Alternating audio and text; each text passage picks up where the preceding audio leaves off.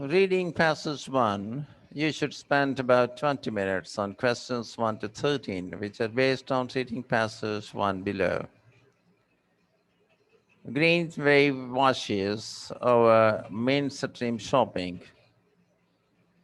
Research in Britain has shown that green consumers continue to flourish as a significant group amongst shoppers. This suggests that politicians who claim environmentalism is yesterday's issue may be seriously misjudging the public mood. A report for Minter, the market research organization, says that despite recession and financial pressures, more people than ever want to buy environmentally friendly products, and a green wave has swept through consumerism, taking in people previously untouched by environmental concerns.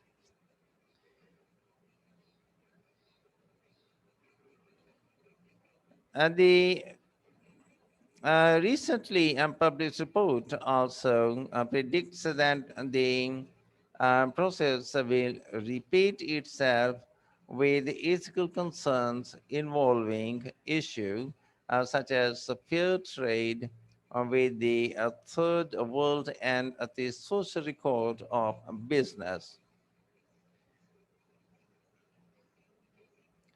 Companies will have to be more honest and open in response to this mood.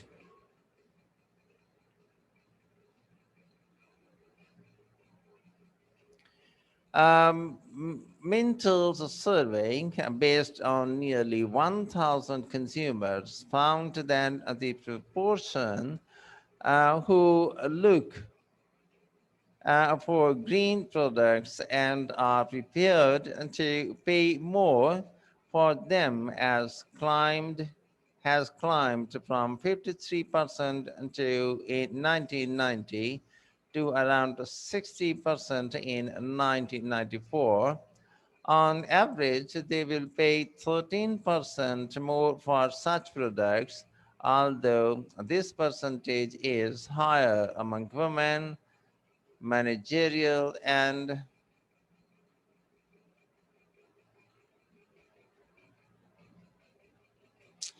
professional groups, and those aged 35 to 44.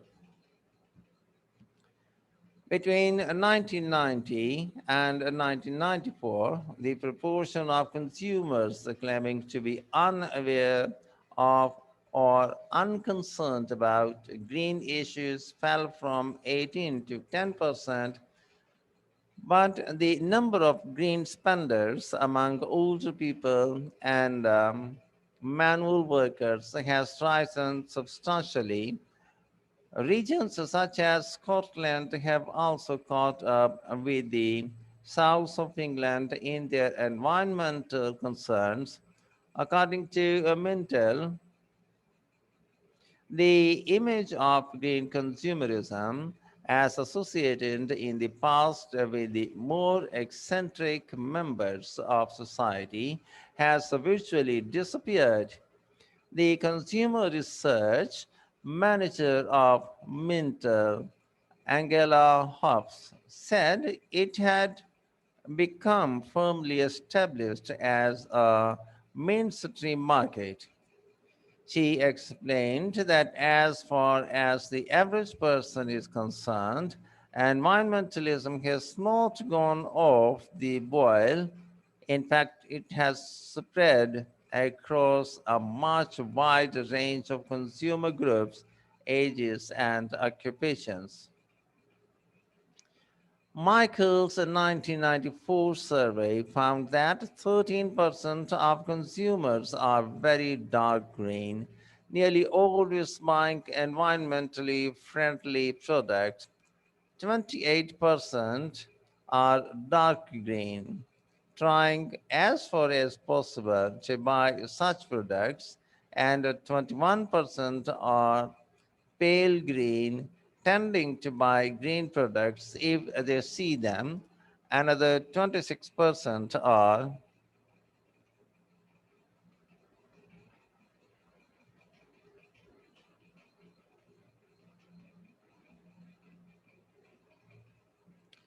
armchair greens. They said they care about environmental issues, but their concern does not affect their spending habits. Only 10% say they do not care about the green issues.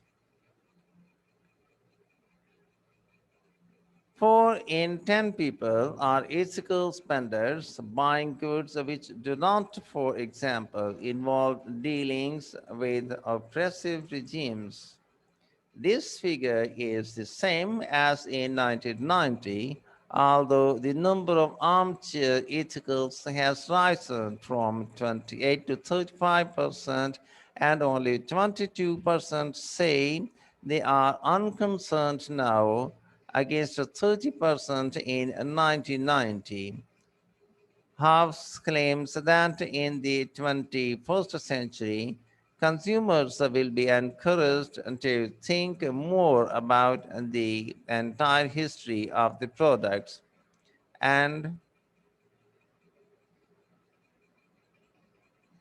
as services they buy, including the policies of the companies that provide them, and that this will require a greater degree of honesty with consumers.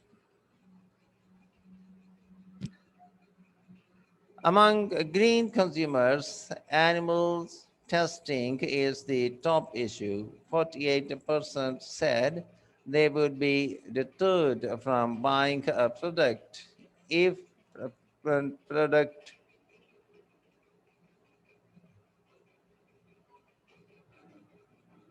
buying a product it if had been tested and animals followed by concerns regarding irresponsible selling, the ozone layer, river and sea pollution, forest destruction, recycling and factory farming. However, concern for specific issues is lower than in 1990, suggesting that many consumers feel that government and the business have taken on the environmental agenda.